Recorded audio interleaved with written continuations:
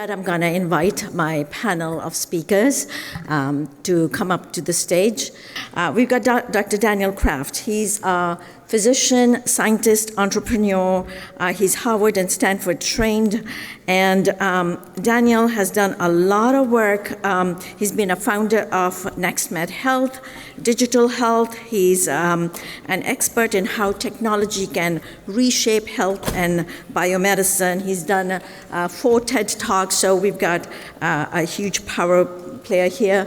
We've got Dr. Krishna, who's an interventional pulmonologist from Palo Alto Medical, professor at UCSF, and he's done some AI projects with a 10-bed ICU project in rural India, kind of building algorithms for the initial consultation, which is really exciting. Also AI-based airway reconstruction for bronchoscopy when you do the further workup for the lungs.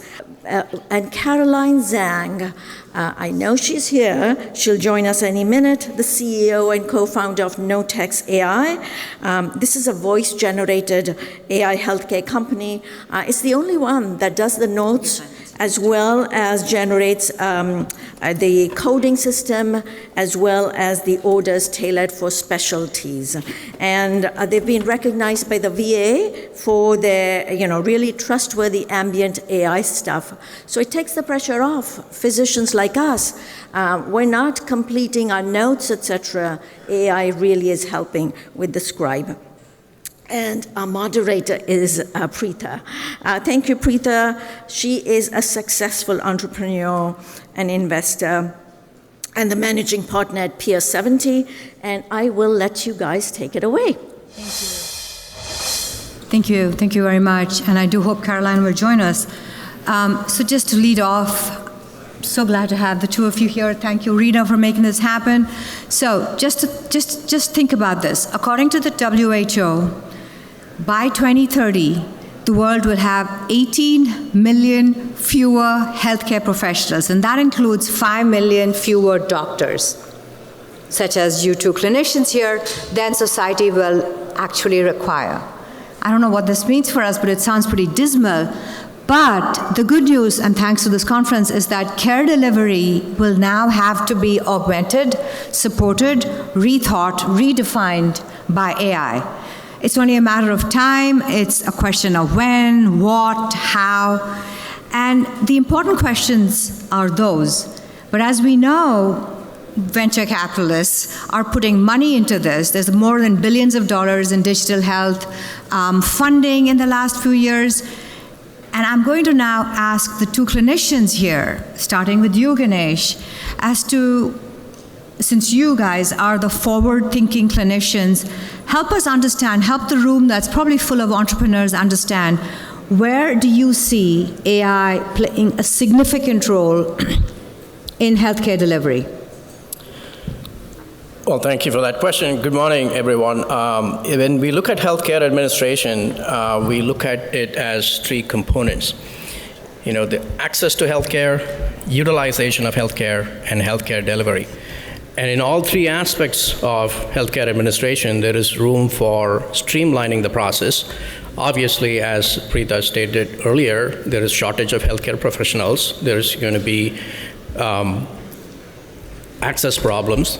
There is going to be utilization problems because of expenses involved. Healthcare in the United States is very expensive. It is expensive throughout the world. And for those reasons, use of AI-based technologies to streamline this process, increasing efficiency, decreasing costs, and streamlining the healthcare process is vital.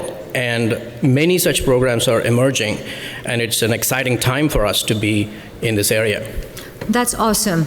And he's really summarized it very succinctly: automation of tasks, managing patients, medical resources, image AI, and of course, a big one for us in this panel here, democratization of AI and expertise. But I'm going to take a pause for a minute, and I'm going to ask Daniel. Now, Daniel is recognized as a thought leader, as a visionary, and so with that hat, your thought leader, visionary hat, Daniel, it's a heavy ask. Step back for a minute. It's as if Ganesh here has given us the skeleton. Put some flesh on it. Give us some perspective on this topic here. Well, as Ganesh mentioned, I mean, a lot of healthcare processes need to be reimagined. We're still in the era of fax machines and DVDs and lots of friction.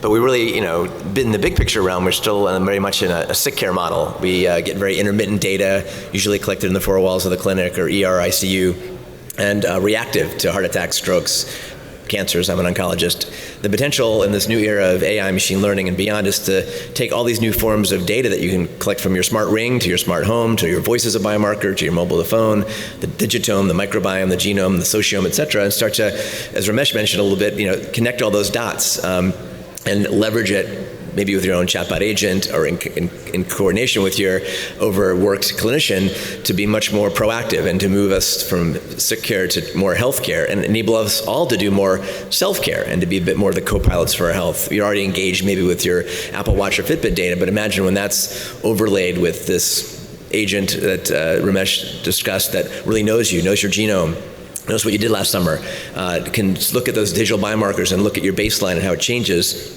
and find things much more proactively. That check engine light that you have in your car, the analogy coming to you. And that, I think, has the opportunity to empower each of us as individuals, as consumers, as patients, and to totally sort of reimagine and reshape healthcare across prevention, diagnostics, therapy, global and public health. So it's a really exciting time to reimagine healthcare. And a lot of folks here entrepreneurial are the ones often who are outside of healthcare but see unmet needs, are the ones solving for it. I chair a program called NextMed Health. A lot of the most magical solutions are coming from outside. And I'm going to ask you about that in a minute. But right now, I know there's a lot of entrepreneurs in the room, and we have here Caroline. And I want you, Caroline, to give the folks in the room a sense of some of the issues that you have to overcome when you're talking to the stakeholders, whether it's insurers, healthcare systems, clinicians even. Now, these are the best of the best, of course. But there are others I'm sure you interact with. Give the entrepreneurs in the room a sense of some of the issues you have to deal with, and then I want you to talk a little bit about any tips for success for the folks in the room. Take it away, Caroline. Absolutely. Thank you, Preetha.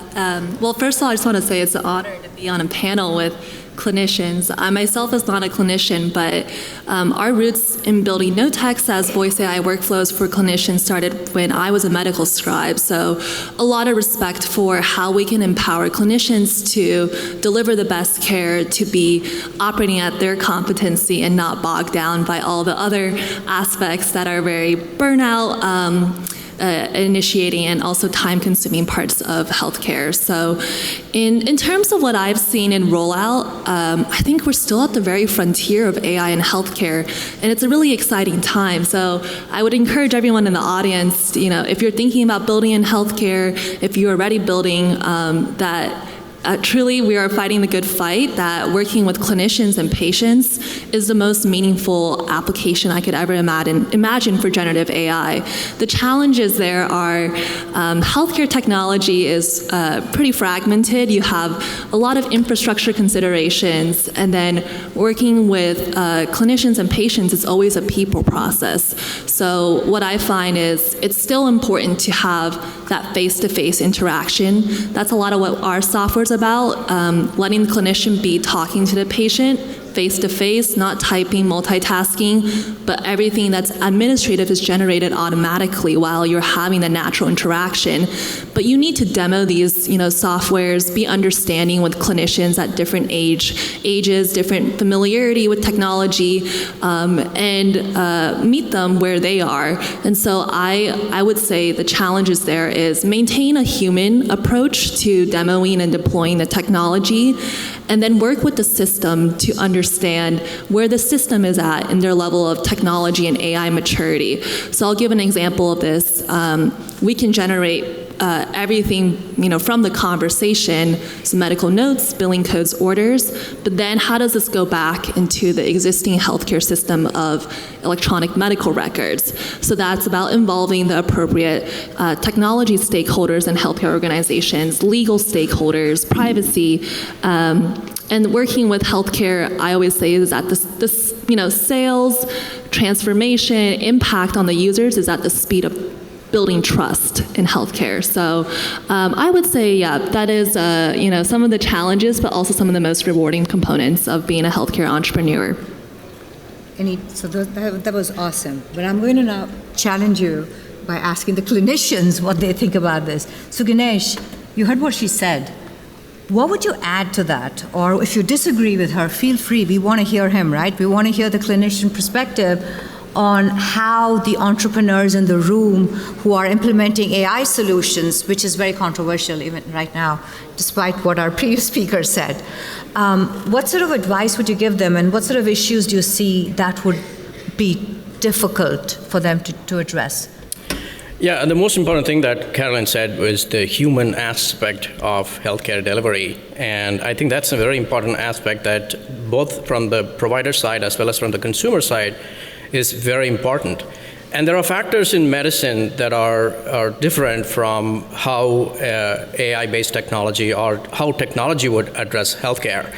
For example, the watch that I have in my hand, the function of the watch is a sum total of its component part. A biologic organism is more than the sum total of its component parts. That concept is actually hammered into us during medical training. So that's the reason why two people the same age, with same background profile, have the same infection with, say, pneumococcus. One of them gets treated as an outpatient, the other one ends up in the ICU.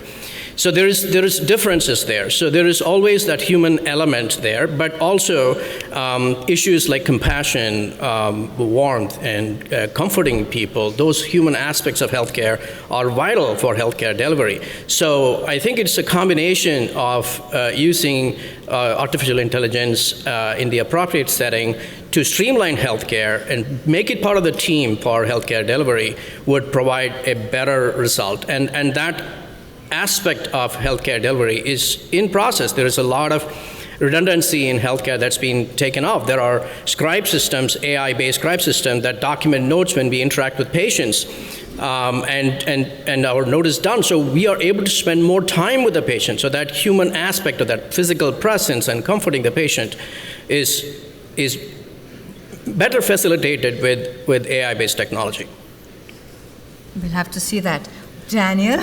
A key element relates to both of these, and as Carolyn mentioned, healthcare is very fragmented and often broken, but it's often about workflow for the clinician, right? To make it easy, the easy button to integrate these. There's lots of already amazing digital health and AI-enabled solutions out there. If you go to my platform, digital.health, you'll find over 3,000 of them. But the challenge is it's hard for a clinician to prescribe that digital therapeutic or find a platform like Caroline's and get it paid for. So that's one piece.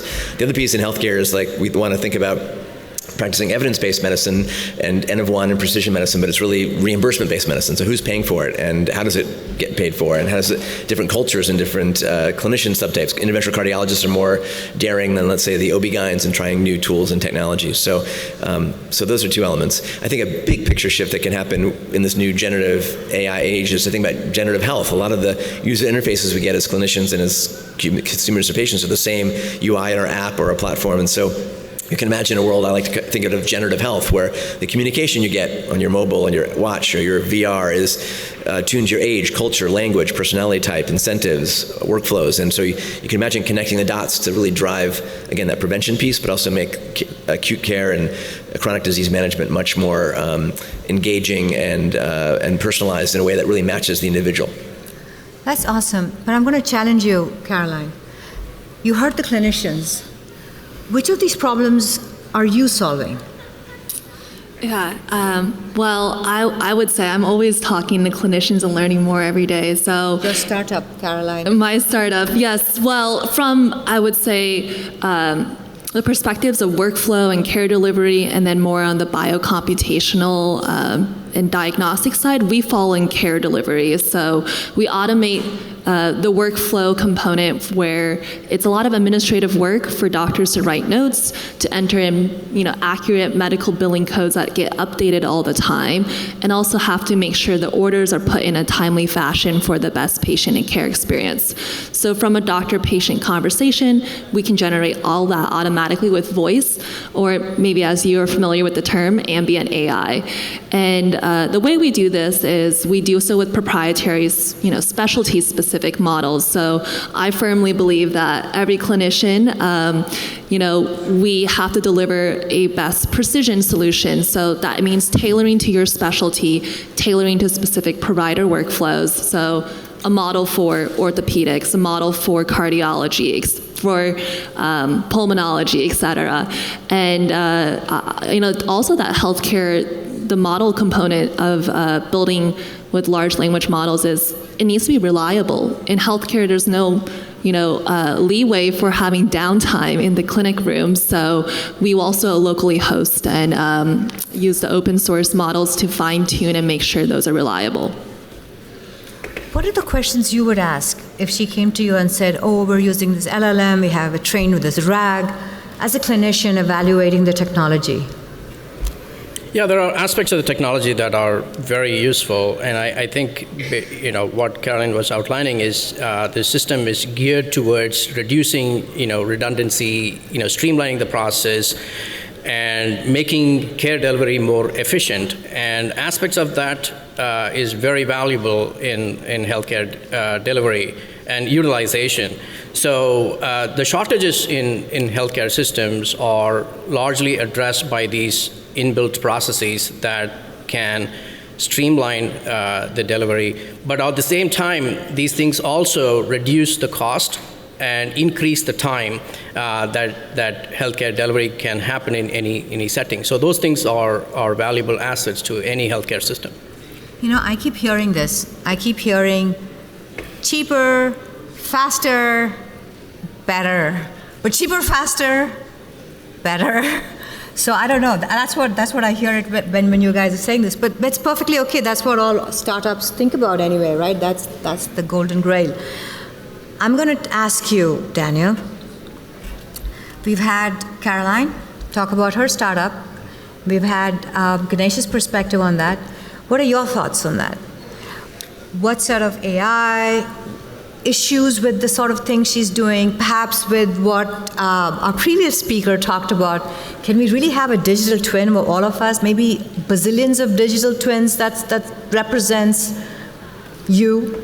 What do you think? Yeah, I mean, certainly today we're still basing most of our medical decision-making on Framingham trials built 30 years ago on a very small population of Caucasian folks in Western Massachusetts. And so there's, data, what you feed your LLMs with, is it representative of the population of the US or let alone the world? So we're seeing more of that. There's the NIH's All of Us trial, which is a bit of a crowdsourced database, including donating your genome and your medical records, et cetera.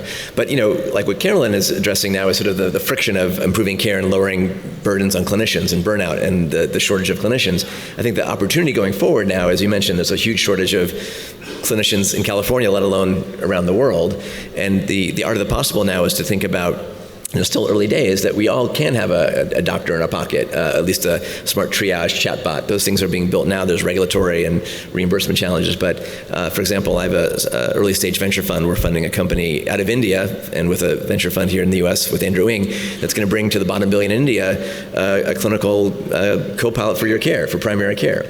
That will launch this summer. That kind of thing can happen outside the US before it will sort of happen here based on the lobbies and regulatory and other barriers. So that's the early stages of sort of having knowledge in your pocket, accessing you to triage. And then we're going to see AI blend more with robotics. You've seen the things like Figure Robotics and Sanctuary AI, where the AI is going to be functionalized, so we'll have possibly thousands of humanoid robots doing care where there's a shortage of caregivers, as well as augmenting clinicians in the operating room and beyond. So a lot of interesting pieces to connect, and it's still very early days. But you answered a question I haven't yet asked. Okay. But we'll go right to it. So with the low-hanging fruit I mentioned, image AI was one of them. But I think what's interesting to me is the ability of these new technologies to democratize medicine. So it's the democratizability of medicine, or AI's ability to do that. I'll give you an example.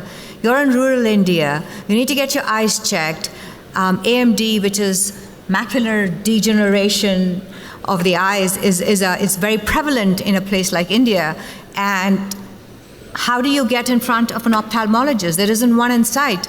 But there comes an app which uses image AI to at least give you an early sort of a diagnosis so you can get yourself to the nearest ophthalmologist. Talk to me, and I need both of you to talk to me to share the 5 minutes that she says we have left about, I start with you, 10-bed ICU, and I want to hear about the doc in the pocket and why AI is able to democratize medicine. So the 10-bed ICU project that I was part of was a very ambitious project with both public sector and private sector interacting with each other. This is to provide critical care services. And critical care is the extreme of medicine. Patients are sick, and decisions have to be made quickly and accurately and efficiently. So all three aspects of healthcare administration that I mentioned early on, access, utilization, and delivery, were attempted to be utilized efficiently with this 10-bed ICU model. My role in this was to compare the answers generated by 3 different generative artificial intelligence programs and compare it against an answer provided by a trained critical care physician to streamline questions that are asked by support staff without a physician present to provide life support for patients who are critically ill. It's a very ambitious project. It is actually in progress. It's in place in multiple hospitals in India as we speak. And so far it's been very well organized and it's going on. It's a great example of how AI can be a subsidiary to physicians providing healthcare, even in extreme circumstances. A force for good. Daniel? I've spent plenty of time working in ICUs, and that's a very data-rich environment. Now there's great examples now of being able to parse the ICU data and predict who's going to have sepsis or some other condition 2 days earlier and be much more proactive to prevent those complications and deaths. Doc in the pocket. And the doc in the pocket is similar. Now we have, as an individual, all sorts of digital exhaust that you can pick up from your mobile phone, the camera. Voice as a biomarker can pick up neurologic disease or depression or Parkinson's. Your vital signs can be picked up from a $10 wearable device or just the camera alone. So the idea of a doc in the pocket is that each of us will essentially have a personal health agent. It knows potentially our $100 genome, which is here today, maybe a $10 genome soon. It will know our behaviors, our incentives, can give you that generative health experience and play you the right nudges and music to keep you healthy. But also when you have an acute issue, you don't need to go to the ER, the urgent care. You can start to do that smart triage. It won't ask you the 30 questions of who you are, et cetera. It's already going to know that. And for example, this company we're launching in India called Jivi.ai is all voice-enabled. It will talk many of the different dialects, even integrate some Ayurvedic medicine and traditional elements, but give folks almost no access to care, the basic triage and the access to clinicians when it's relevant to upskill them. And so that's the early opportunities, I think. And then when we start, as Ramesh mentioned, connecting all those dots, building that sort of global ways for healthcare, we're going to learn how we go down that right journey that's hyper-local based on your attributes. And so you can imagine the future of health, which is much more personalized, AI-driven, data-driven, but is crowdsourced and always knowledgeable. We're not waiting 17 years to go from data to insights and knowledge and to translate that to bedside and website. So it's an exciting time to connect all those dots, and it's going to take, the village and a lot of cross connections and entrepreneurs and policymakers and governments to make that happen. That's awesome. Caroline, want to add to that?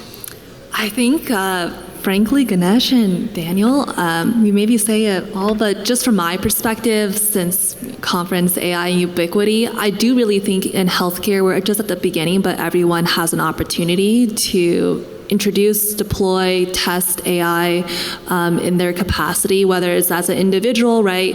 If you're a patient, you can be savvy about what are AI ways to, process your data, keep on top of resources coming out, ask intelligent questions.